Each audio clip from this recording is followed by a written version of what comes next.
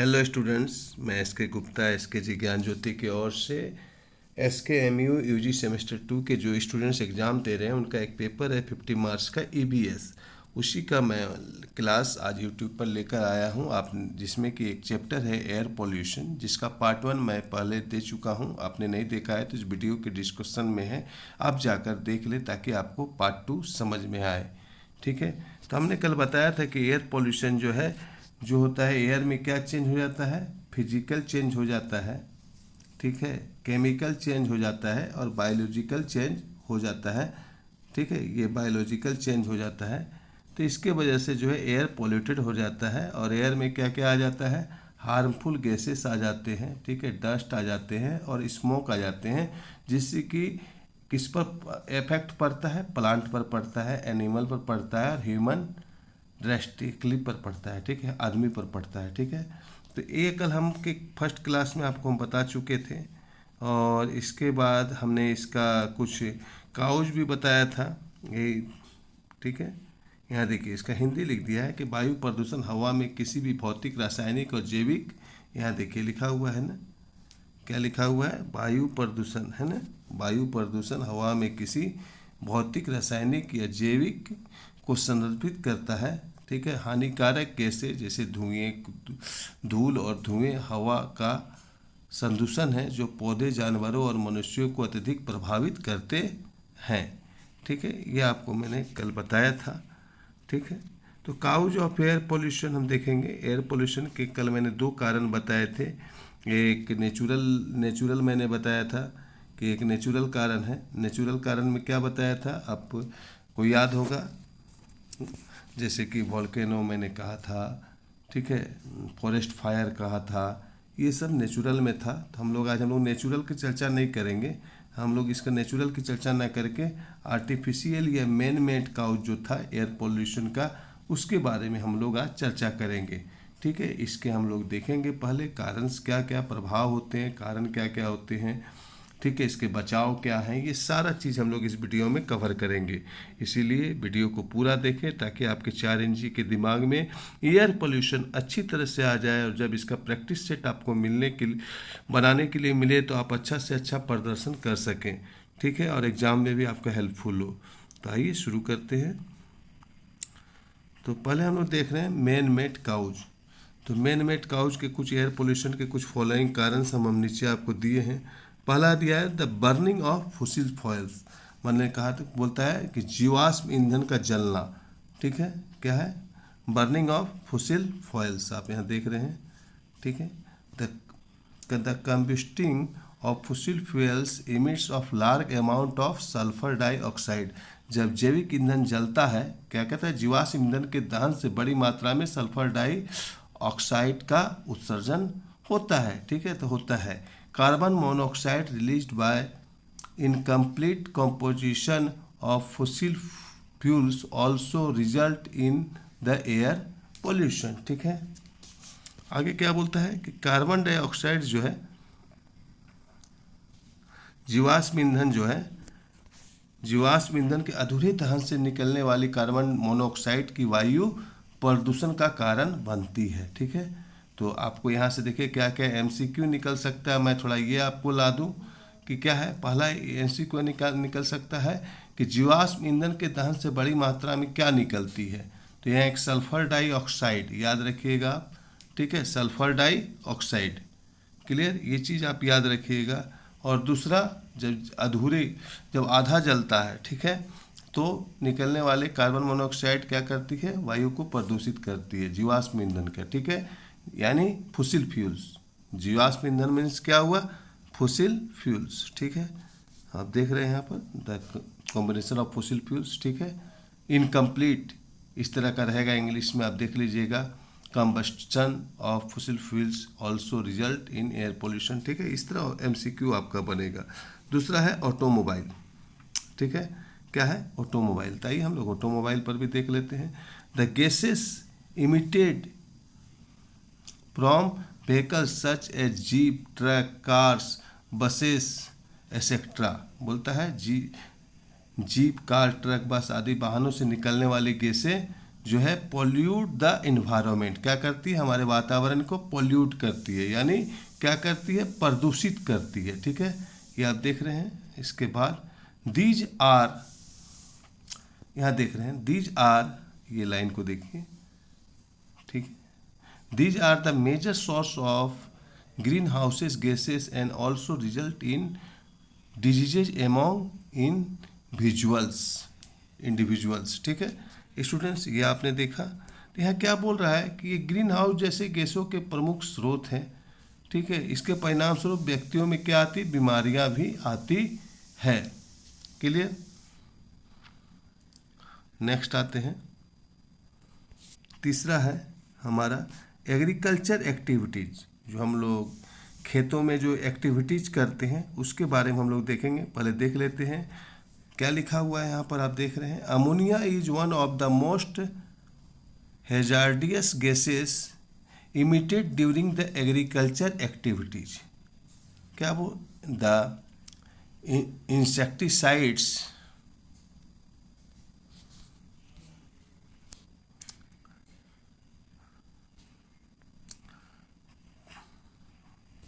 pesticide and fertilizers emits harmful chemicals in the atmosphere and contaminate it। क्या बोलते हैं, ammonia कृषि गतिविधियों के दौरान उत्सर्जित होने वाला सबसे खतरनाक गैसों में से एक है। और ये अमोनिया जब किसी का हम लोग काम करते हैं, जब हम लोग खेतों में क्या डालते हैं, कीटनाशक डालते हैं। ठीक है, कीटनाशक डालते हैं, फिर फर्टिलाइज़र डालते हैं, पेस्टिसाइड डालते हैं। ये सब हम जब डालते हैं तो वातावरण में हानिकारक रसायन जो है मिल जाते हैं, इससे एयर दूषित हो जाते हैं। तो याद रखिएगा इतना। ठीक है, पेस्टिसाइड ये सब है, फर्टिलाइज़र में पेस्टिसाइड है, ये फर्टिलाइज़र है, और ऊपर में आपने देखा कि इंसेक्टिसाइड्स जो कीड़े मकोड़ों को डालने के लिए डालते हैं। ठीक है, pesticide and fertiliser harmful chemicals निकलते हैं। ये तीन है एग्रीकल्चर से, जिससे कि एयर पोल्यूटेड होता है। नेक्स्ट है फैक्ट्रीज एंड इंडस्ट्रीज। क्या है, फैक्ट्रीज एंड इंडस्ट्रीज। अब फैक्ट्री एंड इंडस्ट्रीज जो है हमारे एयर को कैसे पोल्यूट करते हैं, इसको हम लोग देखेंगे। तो factories and industries are main sources of carbon monoxide, organic compounds and hydrocarbons and chemicals. क्या बोल रहा है, कारखाने और उद्योग कार्बन मोनोऑक्साइड, कार्बनिक यौगिक यानी ऑर्गेनिक कंपाउंड, ठीक है, और हाइड्रोकार्बन्स और केमिकल्स के मुख्य स्रोत हैं। ठीक है, they are release into air, हवा में छोड़ते हैं, डिग्रेड्स इट्स क्वालिटी। ठीक है, इसको हवा में छोड़ते हैं, इसकी गुणवत्ता को कम करते हुए हवा में छोड़े जाते हैं। ठीक है, इसकी जो पावर को है कम करते हुए हवा में छोड़ी जाती है। ठीक है, इससे भी हवा जो होती है क्या होती है, पॉल्यूटेड होती है। अब आता है नीचे माइनिंग। देखिए अब माइनिंग से कैसे हमारा एयर पॉल्यूटेड होता है, इसको हम लोग देखेंगे। In the mining process the minerals below the earth are extracted using large pieces of equipment. The dust and chemical released during the process not only pollute the air but also deteriorate the health of the workers and people living in the near areas। क्या बोलता है, in mining process. देखिए इसका हिंदी हम नीचे आपको दे दिए, कहीं दिक्कत नहीं होगा। खनन प्रक्रिया में उपकरणों के बड़े टुकड़ों का उपयोग पृथ्वी के नीचे खनिजों को निकालने के लिए किया जाता है। देखिए यहाँ लिखा हुआ है ना, क्या लिखा हुआ है, in the mining process the mineral below the earth are extracted using large pieces of equipment. ठीक है, तो बड़े बड़े निकालने के लिए उपयोग किया जाता है। ठीक है, हथियारों का। ठीक है, the dust and chemicals release, क्या रिलीज होता है उससे, द डस्ट धूल, और केमिकल क्या रिलीज होता है, केमिकल भी रिलीज होता है। ठीक है, डस्ट और यहाँ देख रहे हैं डस्ट और केमिकल। ठीक है, release during the process not only pollute air, हवा को ही सिर्फ नहीं नुकसान पहुंचाते हैं, वो डस्ट और एयर जो हमारे मिनरल से निकलते हैं, जब बड़े बड़े इक्विपमेंट का उपयोग किया जाता है उनको निकालने के लिए, मिनरल्स को निकालने के लिए, तो उस डस्ट और एयर से बोलता है सिर्फ जो है pollute the air, only pollute but also deteriorate the health of the workers and peoples living in the nearby, उसके नज़दीक जो आसपास जो लोग रहते हैं और वर्कर्स के भी ये काफ़ी हद तक उसके स्वास्थ्य को भी प्रभावित करता है। इसी से एमसीक्यू मिलेगा, ठीक है। नेक्स्ट है डोमेस्टिक सोर्स, हम लोग अब देखेंगे डोमेस्टिक सोर्स। कौन सा देखेंगे? Domestic source. इसमें देखते हैं कि हम लोग घर के द्वारा कैसे पोल्यूटेड करते हैं। The house hold cleaning product and paints contains toxic chemical there are release in the air, बोलता है घरेलू में जो हम लोग सफाई करते हैं और पेंट से जहरीले रसायन गैस निकलते हैं, घरेलू सफाई उत्पादों से, जैसे कि पेंट केमिकल हम लोग यूज करते हैं टॉयलेट के लिए, तो इससे जो बोलते हैं पेंट जहरीले रसायन नहीं होते हैं जो हवा में छोड़े जाते हैं, ठीक है। The smell from the newly painted wall is the smell of the chemical present in paints, ठीक है। नई पेंट की गई दीवारों में से आने वाली सुगंध से आपको पता चलेगा कि मौजूदा केमिकल गंध होती है, ठीक है, इसके पेंट में गंध है। It is not only pollute the air but also affect breathing, इससे बोलता है हवा ही सिर्फ गंदा नहीं होता, हमारा जो सांस लेते हैं बल्कि हमारे श्वासों को भी हमारे प्रभावित करता है। नेक्स्ट है इफेक्ट ऑफ द एयर, वहाँ तक हम देख लिए। अब प्रभाव क्या है इस जो आर्टिफिशियल काउज है उसका जो हम लोग करते हैं, इसका प्रभाव क्या पड़ता है। तो the hazardous effect of the air pollution on the environment include, तो सबसे पहले डिजीज यानी बीमारी होती है। क्या होती है? Air pollution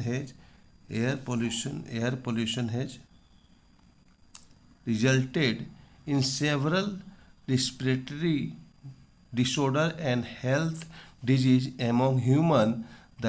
The cases of lungs cancer have increased in the last few. क्या बोलता है? एयर पोल्यूशन हैज रिजल्ट, हवा जब गंदा हो जाता है तो जिस जगह का वहाँ का एयर जहाँ पोल्यूटेड हो जाता है, जहाँ पर बहुत सारे इंडस्ट्रीज रहते हैं, ठीक है, जहाँ बहुत ज़्यादा व्हीकल्स चलती है, वहाँ के एयर क्या होते हैं? पोल्यूटेड होते हैं। आपने दिल्ली में सुना होगा कि हवा गंदा होने की वजह से शाम में रात में जो है ये लगा दिया गया था, ऑन ऑफ सिस्टम लगा दिया गया था कि ठीक है, तो कुछ देर के लिए वाहनों को बंद कर दिया गया था, ठीक है। तो इस प्रकार से है कि एक सप्ताह एक गाड़ी चलेगी, एक दिन चलेगी, एक दिन नहीं चलेगी, इस तरह वन आउट सिस्टम लगा दिया गया था दिल्ली में। वहाँ का हवा हमेशा पोल्यूटेड ही रहता है क्योंकि वहाँ वाहन बहुत ज़्यादा होते हैं, ठीक है। तो air pollution has the results, हवा जहाँ रिजल्ट हो जाता है several respiratory disorder, the heart disease, मतलब हार्ट का डिजीज होता है आदमियों के बीच में। The cases lung cancer has increase the last few, बोलता है पिछले कुछ सालों से जो है लंग कैंसर का जो केस है बहुत ज़्यादा बड़ा है, डिकेडेड। चिल्ड्रेन लिविंग नियर पोल्यूटेड, बोलता है जब बच्चे उसके नज़दीक रहते हैं, क्या बोल रहा है? Children living near polluted area are more prone to, थोड़ा सा दिखाई नहीं दे रहा है लाइन की वजह से, थोड़ा सा इसको बड़ा किया जाए, चश्मा अभी हम नहीं पहने। पेनिमोनिया एंड अस्थमा, जो बोलता है बच्चों में ये क्या इफेक्ट करता है? पेनेमिया और अस्थमा के रूप में ये इफेक्ट करता है। Many people die every year due to the direct indirect effect of air pollution, बोलता है बहुत सारे लोग मरते हैं। तो इसका हिंदी में पढ़ देते समझा देते हैं। वायु प्रदूषण के परिणाम स्वरूप मनुष्य के कई श्वसन विकार और हृदय रोग हो गए हैं। पिछले कुछ दशकों में फेफड़ों में कैंसर के मामले बढ़े हैं। प्रदूषित क्षेत्रों के पास रहने वाले बच्चों को निमोनिया और अस्थमा होने का खतरा अधिक रहता है। वायु प्रदूषण के प्रत्यक्ष या अप्रत्यक्ष प्रभाव के कारण हर साल कई लोगों की मौत होती है। तो हम पहला देख लें, डिजीज देख लिए। दूसरा देखते हैं हम लोग global warming. Due to emission of the green gases there is an imbalance in the gaseous composition on the air. This had led to increase in the temperature of the earth. This increase in the earth temperature is now is global warming. तो पहले आप global warming समझ लीजिए। क्या बोलता है? Due to the emission of green houses. ठीक है, ग्रीन हाउसेस के क्या होते हैं? इमेंशन होने के कारण, ग्रीन हाउसेस में क्या होता है? इमेंशन मैंने क्या होता है? उत्सर्जन के कारण हवा में गैस संरचना का असंतुलन हो जाता है। ठीक है, कंपोजिशन, एयर ऑफ कंपोजिशन है ना, कंपोजिशन ऑफ द एयर, यहाँ देख रहे हैं कंपोजिशन ऑफ द एयर। ठीक है, यहाँ देख रहे हैं, तो इसका असंतुलन हो जाता है, इनबैलेंस हो जाता है। This had led of increase the temperature of the, जिससे कि पृथ्वी का टेम्परेचर बढ़ जाता है। This increase in the earth temperature is now global warming. इसको हम लोग ग्लोबल वार्मिंग करते हैं। This is the result in the melting in the glacier and the increase the sea level. Many areas submerged under water. तो यहाँ बोल रहा है, देख लेते हैं इसको, समझ लेते हैं। ग्रीन हाउस गैसों के उत्सर्जन के कारण हवा की गैसीय संरचना में असंतुलन होता है। ठीक है, ग्रीन हाउस से गैसों के उत्सर्जन के कारण हवा की गैसीय संरचना में असंतुलन होता है। इसकी पृथ्वी तापमान में वृद्धि हुई है। पृथ्वी के तापमान में इस वृद्धि को ग्लोबल वार्मिंग कहा जाता है। इसका परिणाम ग्लेशियरों के पिघलने और समुद्र स्तर में वृद्धि के रूप में हुआ है। कई इलाकों में पानी के नीचे डूबे हुए हैं, जिसके चलते कई इलाके क्या हो गए हैं? पानी के नीचे डूबे हुए हैं ग्लोबल वार्मिंग में। समुद्र बर्फ पिघलने लगता है, ग्लेशियर हमारा। नेक्स्ट है एसिड रेन। एसिड वर्षा होती है। एसिड रेन क्या होता है, ये देखते हैं, पढ़े होंगे आपने। The burning of fossil fuels release harmful gases such as nitrogen oxide and sulphur oxide in the air. ठीक है, जब बोलता है जैविक ईंधन जलता है तो उससे क्या रिलीज होता है? Harmful gases. और वह हार्मफुल गैसेस क्या है? Nitrogen oxide and sulphur oxide in the air. The water droplet combined with these pollutant become acidic. The fall as acid rain which damage human, animals and plant life. बोलता है जीवाश्म ईंधन के जलने से हवा में नाइट्रोजन ऑक्साइड और सल्फर ऑक्साइड जैसे हानिकारक गैसें निकलती है। पानी की बूंद इन प्रदूषण के साथ मिलकर अम्लीय बन जाती है और अम्लीय वर्षा के रूप में गिरती है, जो मानव, पशु और पौधे जीवन के लिए नुकसानदेह है। ठीक है स्टूडेंट्स, अब आते हैं इफेक्ट ऑफ एनिमल। ठीक है, एयर पोल्यूशन होने के बाद जानवर पर क्या प्रभाव पड़ता है उसको हम लोग देख लेते हैं। The air pollution suspend in the water bodies and affect aquatic life. बोलता है वायु प्रदूषण जो है जल निकाय में निलंबित हो जाते हैं और जलीय जीवों को प्रभावित करते हैं। कैसे देखते हैं?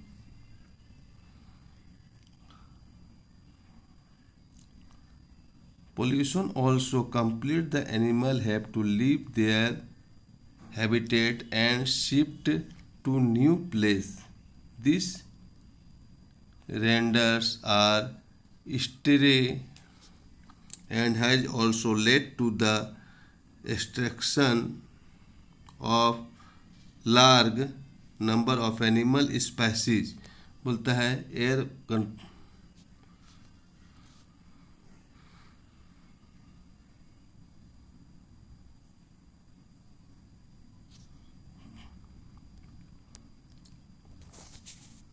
तो बोलता है यहाँ पर कि वायु प्रदूषण जो है जल निकायों से निलंबित हो जाते हैं और जलीय जीवन को प्रभावित करते हैं। प्रदूषण भी जानवरों को अपना आवास छोड़ एक नया आवास पर जाना पड़ता है। प्रदूषण भी जानवरों को अपना आवास छोड़ एक नए स्थान पर जाने के लिए मजबूर कर देता है।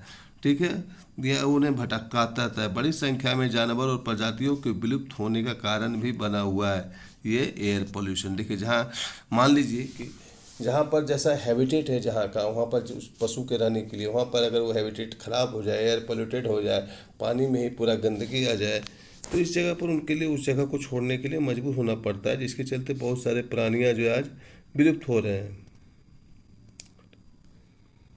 अब following are the measures of should adopt control air pollution. हम लोग एयर पोल्यूशन को कैसे आप कंट्रोल कर सकते हैं, थोड़ा हम लोग इसको देखेंगे। हम लोगों ने कारण देखा, प्रभाव भी देखा, जानवर पर क्या प्रभाव पड़ता है, इसी से क्वेश्चन रहेगा। अभी आप थोड़ा ध्यान से देखिए, तब आपको क्वेश्चन भी समझ में आएगा। वाहनों के प्रयोग से बचे, पहला क्या है, अवॉइड यूजिंग व्हीकल्स, ठीक है, हम लोग को वाहनों के प्रयोग से बचना चाहिए। People should avoid using vehicles for shorter distance, मतलब छोटी दूरी पर जब जाना है तो आपको साइकिल का यूज कीजिए, ठीक है।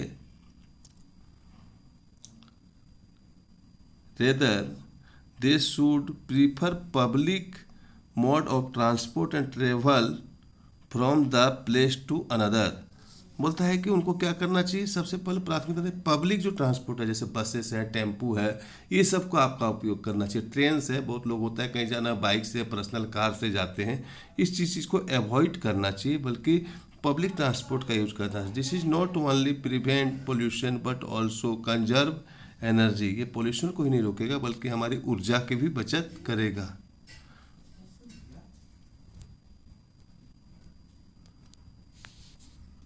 नेक्स्ट, एनर्जी कंजर्वेशन, ठीक है, ऊर्जा को भी बचाना बहुत ज़रूरी है। हम लोग ऊर्जा संरक्षण, ठीक है, इसको थोड़ा सा हम लोग कंप्लीट कर लेते हैं, बस ये ख़त्म हो गया है, ज़्यादा दिन नहीं है। A large number of fossil fuels are burned in re generate electricity. बोलता है कि एनर्जी, बोलता है कि बहुत ज़्यादा जैविक ईंधन का जो है उपयोग किया जाता है, कौन सी के लिए, इलेक्ट्रिसिटी पैदा करने के लिए। आप लोग जानते होंगे बिजली बनाने के लिए जो है बहुत सारे फॉसिल्स फ्यूल का उपयोग किया जाता है इलेक्ट्रिसिटी को बनाने के लिए। Therefore do not forget switch off the electrical appliances when not is use. बोलता है कभी भी अपना घर का जो इलेक्ट्रिक जो आपका अप्लायंसेस है उसका स्विच ऑफ करना बिल्कुल ही ना भूलें। व्हेन नॉट इज यूज, जब इसका उपयोग ना हो। दस you can save environment at the individual level. इस प्रकार तुम आप जो है इन्वायरमेंट की जो रक्षा करेंगे अदृश्य रूप से। Use of energy efficient device such as CFL also control pollution the greater level. बोलता है कि एनर्जी को बचाने के लिए आप CFL ऐसे बल्बों का उपयोग कर सकते हैं, ठीक है। और बोलता है use clean energy resource, use of clean energy resource. अब आगे देखते हैं।